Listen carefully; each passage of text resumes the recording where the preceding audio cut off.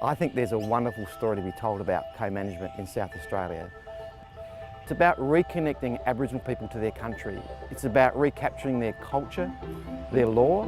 It's about empowering them through a legal process to actually make decisions about how that country's managed, incorporating their culture, incorporating their law. And co-management's about all of that.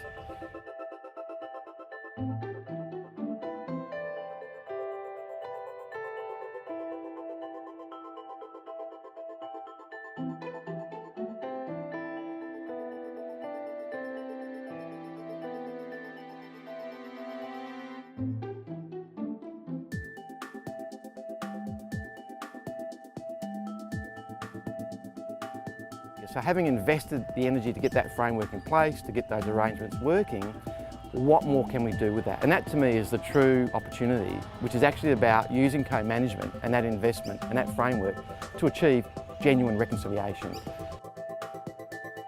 It gives the opportunity for Adnyamathanha people to go back to country without having to feel that you're intruding, that we're visitors to the country, because we've always been a part of the country. Adnyamathanha people have been there since the dawn of time.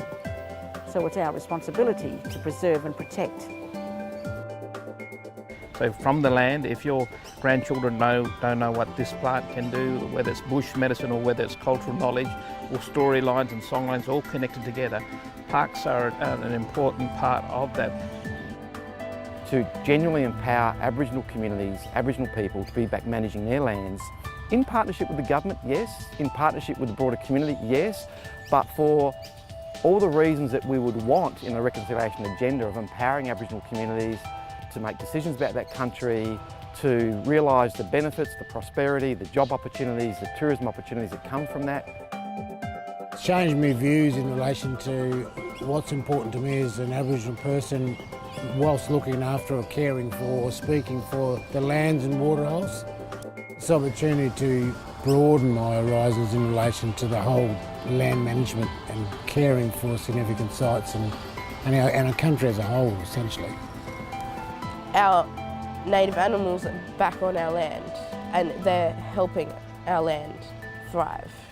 The changes are where Aboriginal people have been more involved in these co-management agreements. You are providing certainty for people other than Aboriginal people to have part of what you've had for the last 40 or 60,000 years.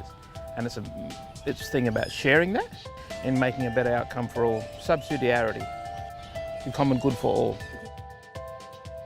Being a culture ranger for the Riverine Recovery Project and having input to 13 wetland management plans, we've never had the opportunity to do that, and we're in there using our language, our knowledge, and it's fantastic with this project that Doonas is doing with us. Reconnecting their culture and their community to country, which is so important to Aboriginal people. So to me, that's what co-management allows us to do if we've got the vision, the energy and the passion to do that.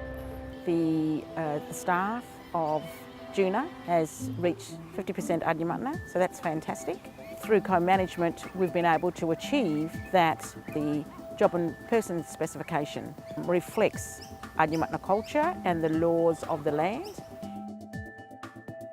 And it's a journey that doesn't end because we pass it on to our future generations, and the journey continues. So we have a pathway, a special importance in life in regards to country. The old people, our elders, they've instilled that into us, and so that we become leaders and carry on from what they started. Being the younger generation, having that guidance from older people is really, it's an indescribable feeling really, And that's where I'd like to see us be in 20 years' time. Aboriginal communities managing their country, getting all the benefits that comes from being reconnected to their country in a genuine sense, but understanding that's in a context that's in partnership with the government and partnership with the broader South Australian community, because we all want the benefits from national parks. We all need the benefits from a healthy environment, but at the same time, we need to empower Aboriginal people and we need to reconcile them to their country in a really genuine way. And we want to share the importance of those sites with those other peoples or stakeholders or parties, because it's, you know, it was there long before we come along. It's part of the creation, it's part of our inner being and our soul, so we need to make sure that that continues on to the, you know, the next generation and the subsequent generations after that. It's about sharing. Aboriginal people have always shared, yeah, and caring, yeah.